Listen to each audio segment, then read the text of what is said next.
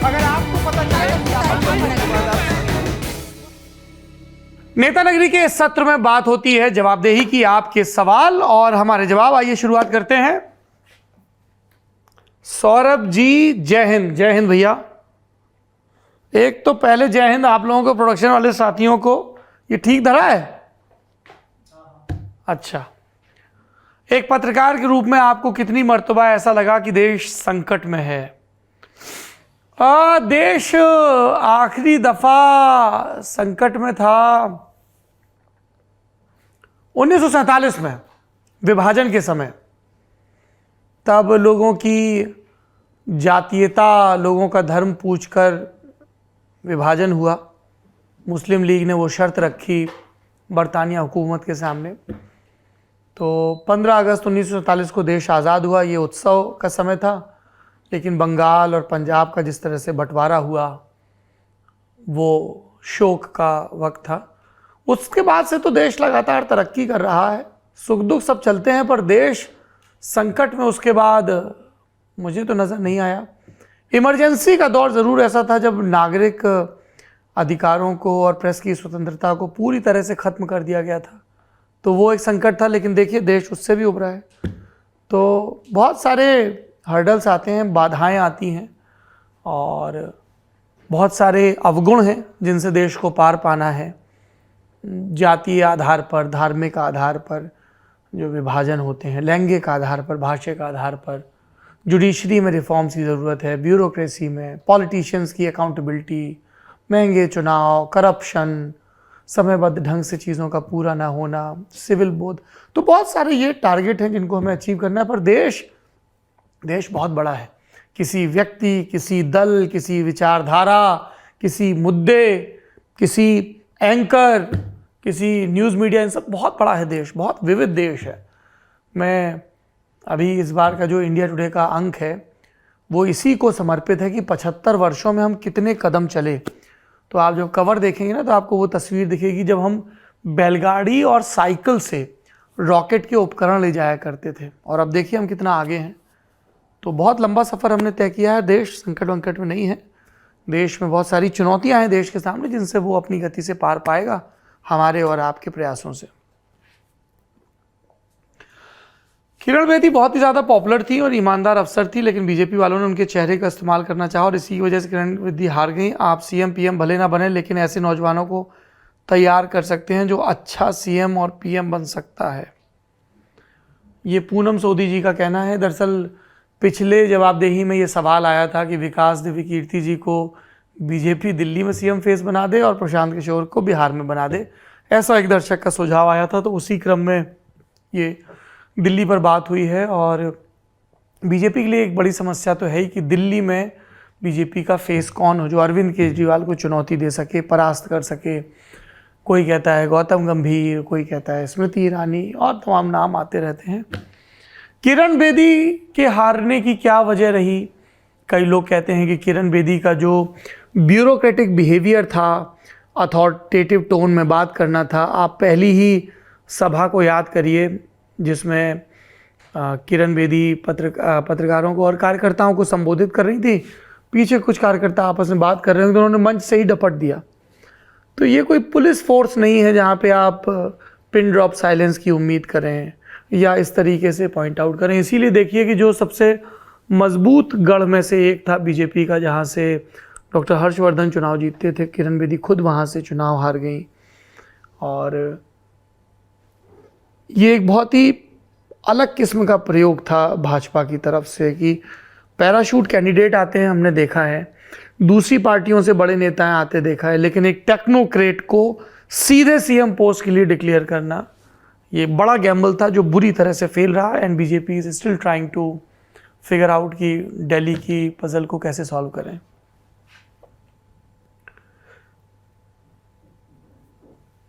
सौरभ भैया पहले तो आपको प्यार भरा नमस्कार। तमेश कुमार, आपसे निवेदन है कि जवाबदेही कार्यक्रम का समय आधे घंटे से ज़्यादा रखने का प्रयास करिए, माइंड फ्रेश हो जाता है। तमेश की अलग मौज चल रही है, इनको लग रहा है कि यहाँ मनोरंजन के साधन जुटाए जा रहे हैं। तमेश भाई आपने प्रेम भरा नमस्कार भेजा है, बहुत बहुत शुक्रिया इस बात के लिए। पर इसको लेके बड़ा लगातार दर्शकों के वो आ रहे हैं कि वीकेंड पे बहुत ज़्यादा प्रोग्रामिंग हो रही है, मास्टर क्लास, आर्बम, guest in the news room, Neta Nagri, तो ड्यूरेशन थोड़ी सी शॉर्ट रखी जाए।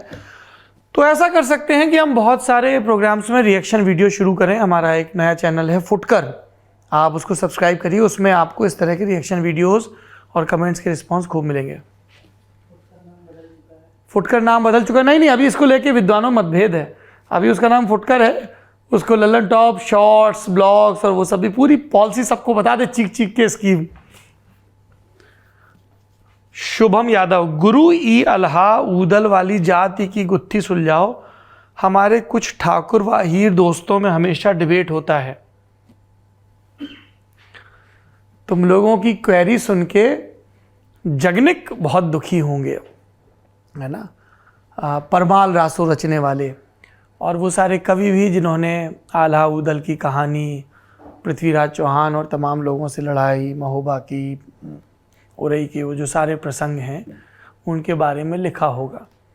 हम लोगों के साथ समस्या ये हो गई है कि हम एक व्यक्ति के तौर पर इतने असुरक्षित हैं, इतने कमज़ोर हैं कि हम अपने पुरखों में अपनी जातीयता का वैभव खोजते रहते हैं और उसी के नाम पर हम फले फूले घूमते रहते हैं।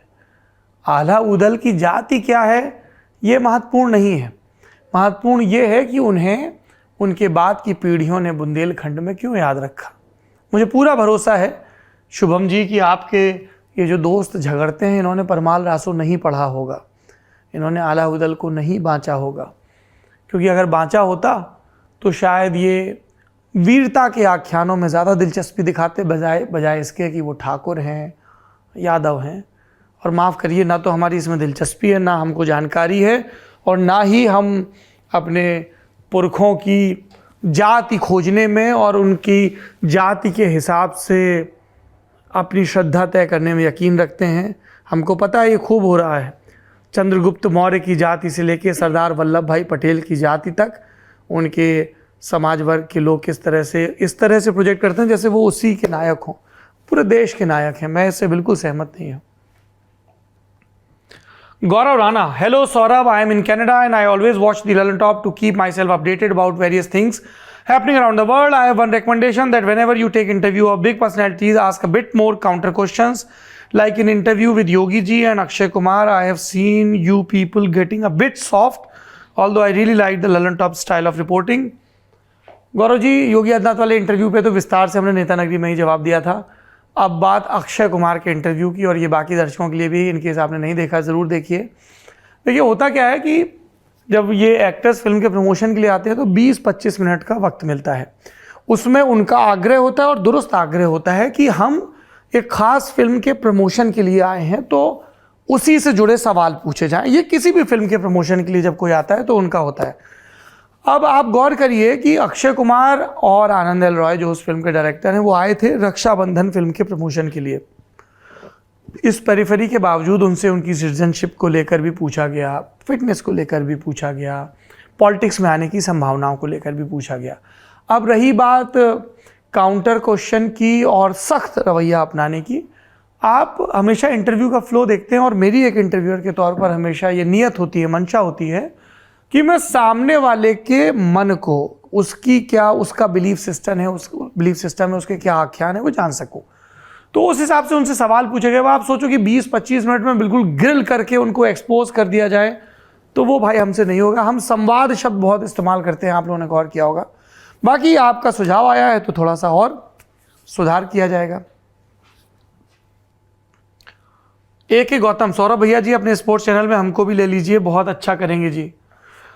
AK गौतम जी, ये आप और आपके जैसे जो बहुत सारे नौजवान लड़के लड़कियां हैं जो कभी इंस्टाग्राम पे, कभी ट्विटर पे, कभी ईमेल के ज़रिए नौकरी के बारे में कहते हैं और इस तरह के प्रॉमिस करते हैं हम बहुत अच्छा करेंगे। पहली चीज़, लल्लन टॉप में सौरभ द्विवेदी नौकरी नहीं बांटते हैं। एक सुगठित पारदर्शी प्रोसेस है। jobs@lallantop.com ये ईमेल आईडी है। इस पे कोई भी देश का, दुनिया का नागरिक अपना CV भेज सकता है, अपने वर्क सैंपल भेज सकता है, आपकी लेखन के नमूने, उसमें कविता कहानियां ना हो, क्योंकि उससे पत्रकारिता के तौर पर आप क्या कर सकेंगे इसकी पहचान नहीं होती है। दुनिया को कवियों की ज़रूरत है, लेकिन न्यूज़ रूम में सिर्फ कवि होने के नाते आपकी भर्ती नहीं हो सकती हमारे यहाँ। This very unfortunate but this is how it is. हालांकि सब कवि जानते हैं, इंक्लूडिंग सिद्धांत मोहन यहाँ सामने बैठे हुए हैं, कि मैं कवियों से बहुत स्नेह करता हूँ। और आप jobs@lantop.com पे कोई भी भेज सकता है, इंटर्नशिप करनी है तो वो, पर आपको बताना होगा why should we engage you. हम लोग रोज़ाना 100, 150, 200 ईमेल रिसीव करते हैं, आपको मौका क्यों मिलना चाहिए। कई फ्रेशर्स हैं जो ये जायज़ सवाल पूछते हैं कि साहब कोई एक्सपीरियंस देगा ही नहीं तो हम कहाँ से वर्क सैंपल लाएँ। तो कम से कम आप एक कवर चिट्ठी लिख सकते हैं, आपको हिंदी में टाइपिंग आती हो बिना स्पेलिंग मिस्टेक्स के। ऐसे साथी भी आ जाते हैं कि हम टाइपिंग नहीं आती, हम सीख लेंगे।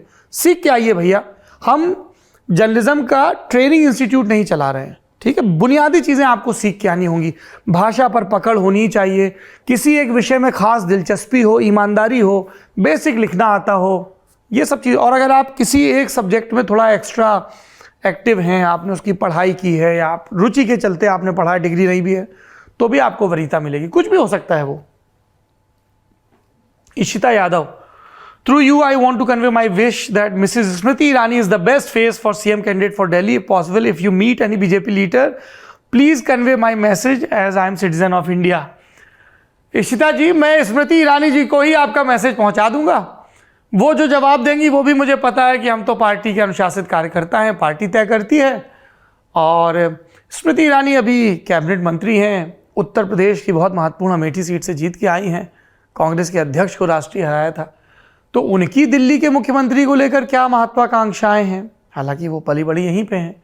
और बीजेपी की क्या रणनीति है, अब ये तो नरेंद्र मोदी, अमित शाह और जेपी नड्डा के नेतृत्व में जो संसदीय बोर्ड है वही तय करेगा।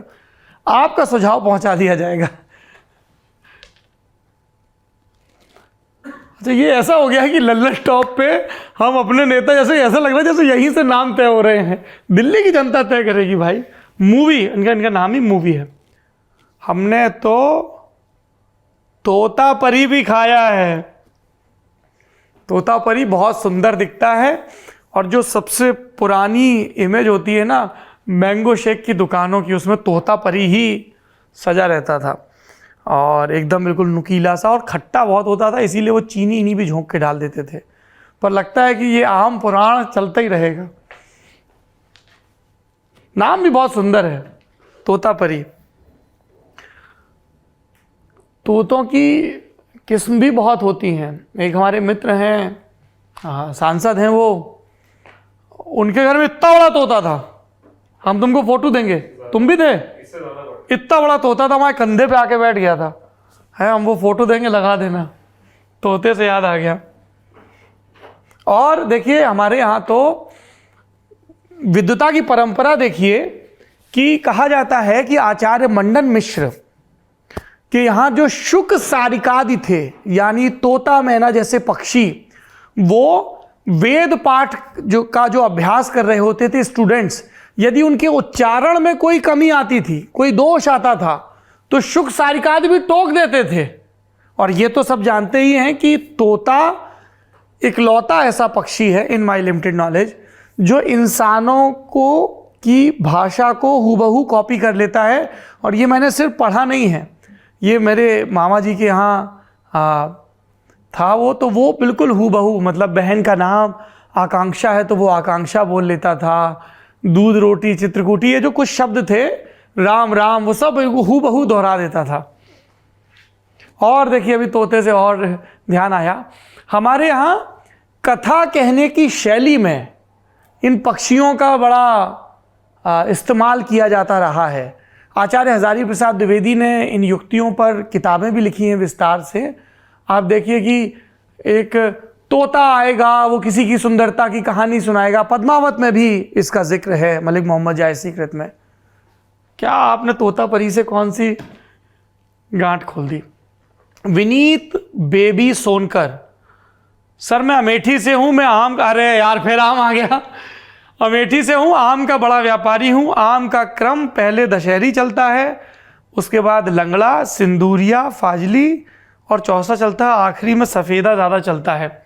विनीत भाई ये आपकी बिक्री के क्रम में चलता होगा। हमारे दोस्त हैं मशहूर किस्सागो हिमांशु वाजपेयी, तो उनसे हमने एक बार सही सही पूछ लिया था, तो बोले अम्मा यार हमको भी आम उत्पादकों ने बताया था कि अबे छोड़ो, दशहरी तो हम बेचने के लिए पैदा करते, खाते थोड़ी हैं।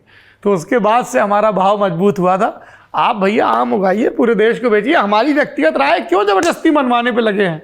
दशहरी आम नहीं होता है, ठीक है, लंगड़ा, बाकी सब आम, फिर दशहरी। प्रशांत कुमार, मैं पिछले 2 वर्ष से आपका चैनल देख रहा हूँ। टीवी पर न्यूज़ देखना मैंने मेरे दोस्तों ने बंद कर दिया। अगर आप टीवी पर भी इसी प्रकार रहेंगे तो ज़रूर आइए। अगर टीवी पर आने के लिए आपको टीवी पर चल रहे अन्य न्यूज़ चैनल के स्तर पर आना होगा, तब उससे अच्छा यूट्यूब ही है। जी प्रशांत भाई, मैं आपसे पूरी तरह सहमत हूँ। मेरी ये हैसियत नहीं है कि मैं टीवी के कंटेंट पर टिप्पणी करूँ, उसकी वजह है, कोई उसमें श्रेष्ठता बोध नहीं है। मैं टीवी देखता नहीं हूँ, तो जो चीज़ आप देखते नहीं हैं उसके गुण दोषों पर आप बात कैसे कर सकते हैं। क्यों नहीं देखता हूँ, वो मेरा चुनाव है, क्योंकि मुझे लगता है कि टीवी देखकर आपको ज्ञान नहीं मिलता है ना, पूरी जानकारी नहीं मिलती। मैं अखबार और पत्रिकाएं पढ़ने का बहुत व्यक्तिगत तौर पर मुरीद हूँ, ज़रूरी चीज़ है। और देखिए, अभी कुछ देर पहले एक भाई साहब नौकरी की बात कर रहे थे, हमको बड़ा गड़बड़ लगता है गुरु, आज तुमको एक दे रहे हैं ज्ञान मुफ्त का, पर कद्र करना है इसकी। जो पत्रकारिता के विद्यार्थी अपना CV बनाते हैं और हॉबी में रीडिंग न्यूज़पेपर लिखते हैं ना, हमारा दिल करता है हम उनकी बलिहारी ले लें। अबे अखबार पढ़ना तुम्हारी हॉबी नहीं हो सकती। हमारी हॉबी स्कूबा डाइविंग है, हम साल में 1 बार भी करेंगे तो चलेगा। पहली बात तो है नहीं इतनी महंगी हॉबी, ठीक है। ये आपको पत्रकार को अखबार रोज़ पढ़ना होता है। हमारे न्यूज़ रूम में भी कुछ है, क्या पढ़ा जी, कुछ वेबसाइट्स पे देख ली थी खबरें। अखबार रोज़ पढ़ना है। दिन की शुरुआत करिए Indian express, the Hindu, HT, times of India, telegraph, जो भी पढ़ना है। हिंदी के 4-5 अखबार पढ़िए, दैनिक भास्कर, जागरण, अमर उजाला, हिंदुस्तान, नवभारत टाइम्स, जो भी पढ़ना है। ज़्यादा से ज़्यादा अखबार पत्रकारों को पढ़ना चाहिए। मैगजीन्स पढ़नी चाहिए, उसमें विस्तार से रिपोर्टिंग होती है, तसल्ली से। टीवी पर वैसा दिखता नहीं ज़्यादा। हालांकि ब्रेकिंग न्यूज़ जैसी चीज़ें या कुछ बड़े पॉलिटिकल इंटरव्यूज़ जो होते हैं उनके लिए हम भी देखते हैं टीवी कि अच्छा क्या कुछ नया बोला, या बहुत सारी इवेंट्स का जो लाइव टेलीकास्ट होता है। ये मेरा व्यक्तिगत चुनाव है, आप देख लीजिए। मुझे खुशी है कि आप लल्लन टॉप देखते हैं और यूट्यूब पर आपको न्यूज़ मिलती है। और अगर कभी never say never Lallan top आएगा टीवी माध्यम पर भी, तो वो इसी तेवर के साथ आएगा, क्योंकि अगर हम अपना कलेवर, अपना मूल बदल देंगे तो फिर पहचान खतरे में आ जाएगी, फिर आप क्यों ही देखोगे। Singh Mukesh, Saurabh sir ji please Khan sir को लाया जाए। आपका ये सवाल हमने पढ़ा और सिद्धांत मोहन ने अपने कपार पे हाथ धर लिया है। प्रयास कर रहे हैं। आपका अगर परिचय हो खान सर से तो आप भी ये संदेशा हमारा भिजवा दीजिएगा। क्लिपें काट के निकाल लो इसकी और व्हाट्सएप पर आग की तरह फैला दो। ये सौरभ द्विवेदी का हाथ जोड़ के आमंत्रण है कि खान सर आए लल्लन टॉप के न्यूज़ रूम में और हम लोगों से बात करें। ठीक, हमने अपना काम कर दिया, अब तुम लोगों की बारी है। IC सौरभ भैया, विकास सर पूछकर बता दो, सोहना में सर्वाइकल का इलाज कहाँ कराया था, अपने माध्यम से पता बता दो। मैंने दृष्टि में बहुत कोशिश करके देख ली, मगर वहाँ से कोई उत्तर नहीं मिल पाया। मैं बहुत परेशान हूँ, काफ़ी इलाज करा लिया पर कुछ नहीं हुआ। ये क्वेरी गुरु बहुत आ रही है, हम प्रयास करेंगे विकास दिव्यकीर्ति सर से पूछ के बताने का। प्रिंस कुमार बिहार वाले, लल्लन टॉप का भी फैन फेस्ट होना चाहिए सौरभ भैया। ब्रेकिंग न्यूज़, फैन फेस्ट है, कब है जरा तारीखें बता दें। देखो महीना है नवंबर का, तारीख है 18, 19, 20। 18, 19 और 20 नवंबर को दिल्ली में 3 दिन का बहुत बड़ा भव्य रंगारंग, ऐसे हाथ फैला के बोलने से पूरा फील आता है ना, लल्लन टॉप अड्डा होगा। आप सब लोगों का न्योता है, अभी से तारीख बुक कर लो, ट्रेन का टिकट बुक कर लो, पता कर लो कौन से भैया, कौन से रिश्तेदार, कौन से दोस्त यहाँ दिल्ली NCR में रहते हैं। 18, 19, 20 नवंबर 3 दिन, सुबह से लेकर शाम तक भरपूर मौज होगी, खूब बातें होंगी, खूब सेल्फी भी नहीं खिंचाई जाएंगी, बातें खूब होंगी, क्विज खेली जाएगी, बहुत सारे मेहमान आएंगे, पूरी लल्लन टॉप की टीम रहेगी, भरपूर मौज आने वाली। 18, 19, 20 नवंबर ब्लॉक कर लो, लल्लन टॉप अड्डा दिल्ली में होगा नवंबर में, और बाकी जानकारी आपको दी जाएगी। पेपर आउट करवा दिया। Brajesh Darji, hi, I am biggest fan of Lallan top specially for Neta Nagri किताब वाला ने Arthat, but since long time you stop Arthat, please start it, कभी हमारे अहमदाबाद आइए, I really want to meet you. Brajesh भाई, मैं अहमदाबाद जल्दी आऊँगा। आज ही हमारे जो गुजरात के मित्र हैं, जो सन्यासी हैं, अखंड वृत्ति स्वामी जी, उनका भी फ़ोन आया था। तो सितंबर के महीने में गुजरात आया जाएगा। आपने नूपुर बेन को सुना ही है गुजरात वाले सेशन में, तो उनसे भी इसरार किया जाएगा और हम लोग आएंगे। अब तो गुजरात आनी है, चुनाव आने वाले हैं। प्रतीक यादव, आप जब परेशान होते हैं, जैसे गणित के सवाल को बार बार हल करने पर सही उत्तर ना आए, कोई कार्य को बार बार करने पर भी उसका हल ना मिले, ऐसी स्थिति में आप क्या करते हैं? अगर गाना सुनते हैं तो कौन सा गाना सुनते हैं? प्रतीक, हम गणित के सवाल हल नहीं करते हैं। गणित में आज की तारीख में हमारी स्थिति ये है कि हम लघुत्तम समापवर्तक और महत्तम समापवर्तक, इनके सवाल भी हल नहीं कर पाते हैं। प्रतिशत निकालने में भी पसीना छूटता है। आपको वाकई ऐसा लगता है कि मैं गणित के सवाल बार बार हल करूंगा? बिल्कुल नहीं करूंगा। अपना हो गया गणित से। हमको गणित, अंक गणित, पैसों की गणित, ये सब समझ में नहीं आती है। हमारे मित्र लोग हैं जो हमारा ये सब प्रबंधन करते हैं, भले लोग हैं, और जो चीज़ समझ में नहीं आती है, जैसे रुपया, पैसा या गणित, उसके बारे में दिमाग क्या लगाना। पर अगर किसी कार्य को बार बार करने पर भी हल नहीं मिलता है तो हम सुनते हैं गुरु भजन, ठीक है। कबीर के भजन सुनते हैं, प्रहलाद टिपाणिया और कुमार गंधर्व ने गाए हैं। किशोरी अमोनकर को सुनते हैं, और पंडित भीमसेन जोशी को सुनते हैं, पंडित जसराज को सुनते हैं, राजन साजन मिश्र को सुनते हैं, और ऐसे बहुत सारे लोग हैं। तो उसमें क्या होता है ना कि आप सुनते सुनते आप अपने निर्वात में जाते हो, तब शायद जवाब मिलने की उम्मीद रहती है। तो निर्गुण और सगुण दोनों भजन खूब सुनते हैं, और पंजाबी और हरियाणवी और भोजपुरी गाने भी बहुत सुनते हैं। अरे 2 सवाल है प्रतीक के। अनुरोध, स्वतंत्रता सेनानियों पर एक सीरीज शुरू करिए। युवा पीढ़ी महात्मा गांधी, पंडित नेहरू, डॉक्टर अंबेडकर के बारे में बहुत कम जानती है। आपसे उम्मीद जल्द शुरू करें। सुबह सुबह लल्लन टॉप पे तारीख के नाम से प्रोग्राम आता है, वो हिस्ट्री और हिस्टोरिकल फिगर्स के बारे में होता है। Pratham Patel, why are you not discussing about Gujarat and Himachal election in Netanagri? किया तो आज ही किया, अभी हिमाचल भी करेंगे। नवीन गुज्जर, आदरणीय सौरभ जी, मेरे कुछ दोस्त 15 अगस्त आज़ादी के दिन आज़ादी दिवस की बजाय काला दिवस मनाने के स्टेटस लगाते हैं। हर साल उन्हें कुछ बोलता हूं तो वो विभाजन का नाम लेकर बात को सही ठहराने लगते हैं। पंजाब के इलाके में भी काफ़ी लोग काला दिवस कह के स्टेटस लगाते हैं। कृपया उनको समझाने के लिए जवाब दें। देखिए नवीन गुज्जर साहब, कि उत्सव प्रिय होना, उत्सव धर्मी होना आपके संकल्प को मजबूत करता है, ठीक है। आप में उत्साह का संचार करता है। आपको देश को बेहतर बनाना है, खुद को बेहतर बनाना है, तो आपको अपने स्वतंत्रता संग्राम सेनानियों के बलिदान और तपस्या को याद करना पड़ेगा। हमारे दादा दादी ने, उनके माता पिता ने संघर्ष किया, तपस्या की, हमारे माता पिता ने किया, अगली पीढ़ी बेहतर हो। ये काला वाला दिवस मनाना हमको समझ में नहीं आता है। विभाजन की विभीषिका से हम गुजरे हैं, लेकिन दुख दर्द से करुणा का सबक और फिर आगे बढ़ना, यही एक रास्ता है। एसवी सिंह, आपसे एक सवाल है, सभी नेता जिम्मेदारी शब्द को जिम्मेवारी क्यों बोलते हैं? अगला जो भी नेता मिलेगा पक्का पूछ के बताऊंगा। हो गया, इनका उड़ गया, देखो सफेद कबूतर, अरे बदल गया। चलिए, आज की जवाबदेही में इतना ही। आपके हिस्से के भी जो सवाल हो जरूर पूछिए, ताकि बातचीत का सिलसिला चलता रहे। बढ़ते हैं नेता नगरी के आखिरी सेगमेंट की तरफ। नेता नगरी के इस आखिरी सेगमेंट का नाम है फुर्सत की सलाह, जिसमें हम अपने हिस्से की जो बचाई है, जो बाँचा, पढ़ा, देखा, सुना, उसके बारे में आपसे चर्चा करते हैं। इस हफ्ते ज़्यादा किताबें नहीं बताऊंगा। अपने राम भी यात्रा पर निकल रहे हैं। भोपाल मध्य प्रदेश की राजनीति, मध्य प्रदेश की राजधानी और राजनीति का केंद्र भी।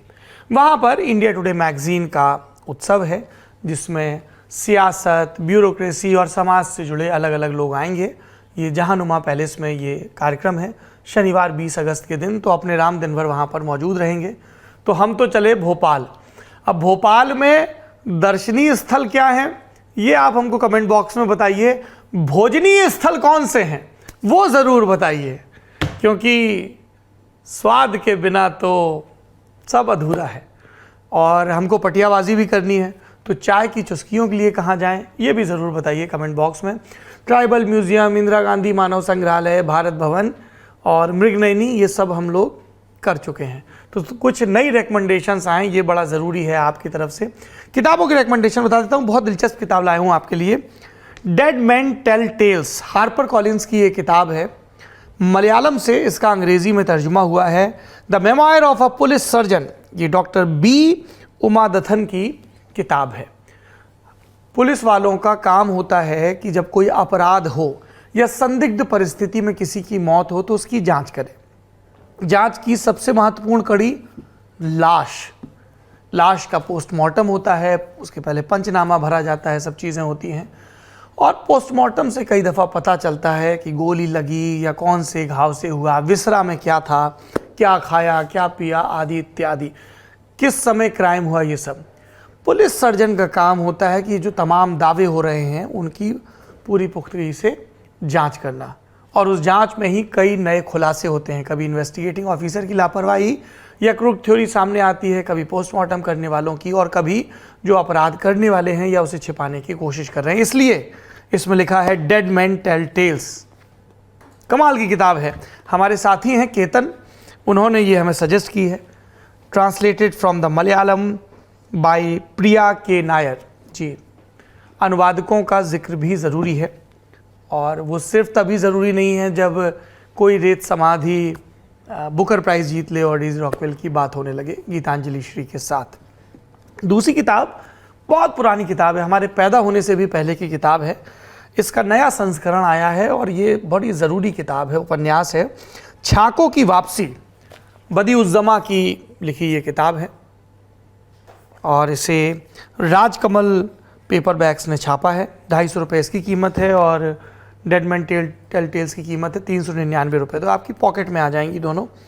और बदी-उज़्ज़मा साहब राजभाषा विभाग में काम करते थे, मशहूर कहानीकार रहे। एक चूहे की मौत और छाको की वापसी इनके दो सबसे चर्चित उपन्यास हैं। और हिंदी भाषा में, हिंदुस्तानी ज़बान में जो विभाजन की पीड़ा पर, अभी आप देखिए रिमेम्बरिंग पार्टीशन पर खूब बात हो रही है, लिखी गई किताबें हैं, उसमें ये छाको की वापसी एक महत्वपूर्ण किताब है।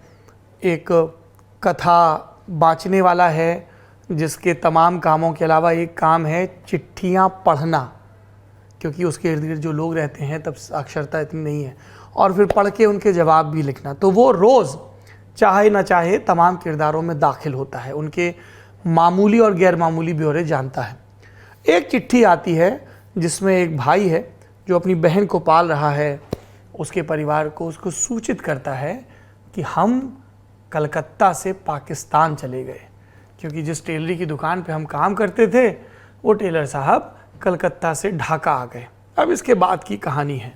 इस तरह की किताबों को ज़रूर पढ़ना चाहिए। संवेदना के स्तर पर, कन्फ्लिक्ट के स्तर पर ये बहुत जोड़ती घटाती हैं। और कमाल की बात ये है कि ये 50 बरस पहले की लगभग किताब है, और इसकी भाषा आप देखेंगे तो जब प्रेमचंद को आप आज भी पढ़ते हैं ना, तो ये नहीं लगता कि कोई अपनी वाग्दत्ता, अपने वाक वैभव का आपके ऊपर असर करना चाह रहा है। बहुत ही आसान भाषा में लिखा गया है, तो आसानी से समझ में आता है। विभाजन पर बहुत सारी किताबें लिखी गई। झूठा सच यशपाल का 2 खंड में नावल है। ये बड़ी चर्चित किताबें, मैं सिर्फ वही बता रहा हूँ। खुशवंत सिंह का ट्रेन टू पाकिस्तान है। मोहन राकेश की बड़ी कमाल कहानी है मलबे का मालिक। भीष्म साहनी ने लिखा है। तो ऐसे बहुत सारे हैं। राई मासूम रज़ा साहब का लिखा हुआ आधा गांव है। तो आप लोग भी बताइए कि विभाजन पर आपने कौन सा साहित्य पढ़ा है और क्या रेकमेंड करेंगे आप। ये 2 किताबें हैं। देखने के लिए तो अभी कुछ नहीं है, इंतज़ार है। दिल्ली क्राइम का सीज़न 2 आ रहा है, वो हमको सीरीज़ बहुत पसंद थी। पिछली बार तमाम अंतर्राष्ट्रीय प्रतिष्ठित अवार्ड सेरेमनीज़ में उसे नॉमिनेट भी किया गया था। और आखिरी में एक रेकमेंडेशन मैं अपने होम प्रोडक्शन से देता हूँ। Guest in the news room Lalan top की एक सीरीज़ है, खूब स्नेह मिल रहा है आपका, चाहे वो पहला एपिसोड नासा साइंटिस्ट का रहा हो या उसके बाद के तमाम एपिसोड्स। कभी हमने मेंटल थेरेपिस्ट से बात की, कभी साइको एनालिस्ट से बात की, कभी किसी और किरदार से बात की। डॉक्टर विकास दिव्यकीर्ति और जाकिर खान, ये पिछले जो 2 एपिसोड थे, शिक्षक in the news room and stand up comedian in the news room, खूब पसंद किए गए। इस संडे को आपके सामने guest in the news room में होंगे जल्लाद इन द न्यूज़ रूम जी, हैंगमैन। वो बताएंगे अपने पेशे की दुश्वारियों के बारे में। जिन चर्चित फांसियों के वो कारक बने, उन्होंने उसको अंजाम दिया न्याय व्यवस्था को पूर्ण करने के लिए, उनके बारे में। अपने घर परिवार दुख तकलीफ़ों के बारे में, तो आप guest in the news room का वो एपिसोड ज़रूर देखें। इसके अलावा वीकेंड पर हमारे तमाम स्पेशल प्रोग्राम रिलीज़ होते हैं, जैसे दुनियादारी की मास्टर क्लास रिलीज़ होती है, जिसमें इस बार हम पाकिस्तान की फ़ौज के स्ट्रक्चर और वहाँ की पॉलिटिक्स के बारे में विस्तार से बात करेंगे, वो ज़रूर देखें। आरवम ज़रूर देखें, दक्षिण भारतीय राज्यों पर हमारा नया कार्यक्रम है। और ललन टॉप आप देखते रहें। आज के नेता नगरी में इतना ही। अपना और अपनों का खूब ख्याल रखिए। Have a very nice weekend, very active weekend. बहुत बहुत शुक्रिया आपका।